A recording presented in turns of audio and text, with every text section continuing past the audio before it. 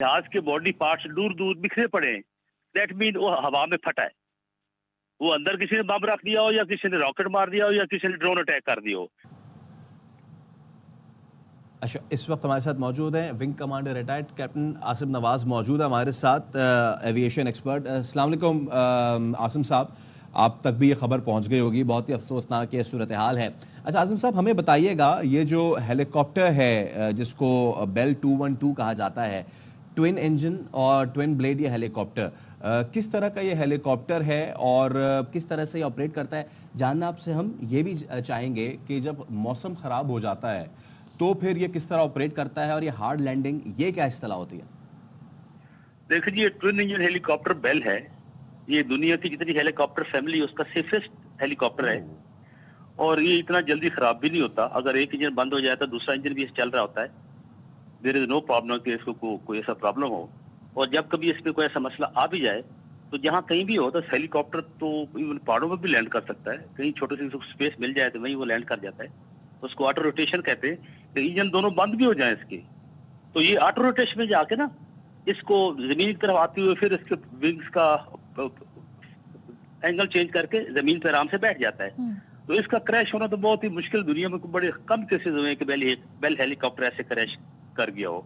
अच्छा। तो ये पॉसिबिलिटी है ना कि जहाज का प्रॉब्लम, ये तो मकसद मेरा दिल नहीं मानता कि ये क्रैश हुआ है। मुझे लगता है कि ये क्रैश किया गया है और मैं अगर थोड़ा सा एज एक्सपर्ट के साथ साथ as specialist in international affair भी बता सकता हूँ। खबरें आ रही थी वो किस सूरत में कराई जाती है हार्ड लैंडिंग? हार्ड लैंडिंग वो होती है, उसको कहते हैं ऑटो रोटेशन। अगर जहाज का इंजन, हेलीकॉप्टर का इंजन बंद हो जाए तो वो जब जमीन की तरफ आता है तो उसको नीचे से एयर प्रेशर जब ऊपर की तरफ जा रहा होता है ना उसकी अपोजिट, तो वो उसके फैन को रोटेट करता है। वो उसके जो पंखे की आरपीएम उस पर बढ़ जाती है। उसके अंदर पिच होती है, एंगल कम और एंगल ज्यादा। वो एंगल कम कर देते हैं, वो स्पीड से नीचे आ रहा होता है। जैसे ही वो जमीन के से 15-20 फुट ऊपर होता है या 30-40 फुट, तो पायलट उसकी जो होता है ना उसकी पिच पहले से वो चेंज कर देता है, वो रफ कर देता है। वो उसी रफ पिच में उसको थ्रस्ट ऐसा मिलता है कि वो जहाज आराम से जमीन पर बैठ जाता है, वो आके गिरता नहीं है। इसको कहते हैं ऑटो रोटेशन।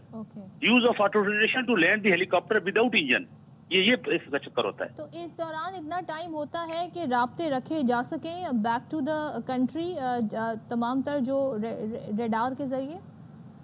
नहीं, रेडार तो हेलीकॉप्टर को देख रहा होता है। हाँ। लेकिन जो पायलट होता है, because he is busy in auto rotating helicopter, वो ऑटो रोटेशन में अपने आप को बिजी कर लेता है।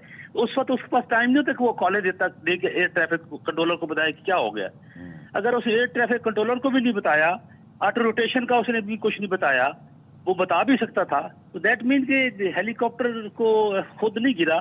ये तो कुछ इंटरनेशनल कॉन्स्पायरेसी लगती है या कोई ऐसी मकसद की थ्रेट है जो हेलीकॉप्टर में, और जो भी आपको पता है, जो भी मुसलमान लीडर दूसरे मुसलमान मुल्कों से राब्ते करके अपने आप को एस्टेब्लिश करने की कोशिश करते हैं, तो उसी का क्रैश होता है। आसिम साहब, जिस तरह जेट्स में या फिर बोइंग्स में या दीगर तैयारों में ब्लैक बॉक्स होता है, हेलीकॉप्टर में इस तरह की कोई चीज होती है? बिल्कुल, इस हेलीकॉप्टर में ब्लैक बॉक्स होता है बेल में। ठीक है, और ये बताइए कि बहुत सी खबरें ये आ रही थी कि कोई डिस्ट्रेस सिग्नल भेजा जाता है अगर कोई हंगामी सूरत हाल हो जाती है, इस तरह ये ऑपरेशन किस तरह होता है? देखो जी, हंगामी ऑपरेशन तो इसकी हेलीकॉप्टर की हंगामी लैंडिंग सबसे आसान होती है क्योंकि इसको रनवे नहीं चाहिए।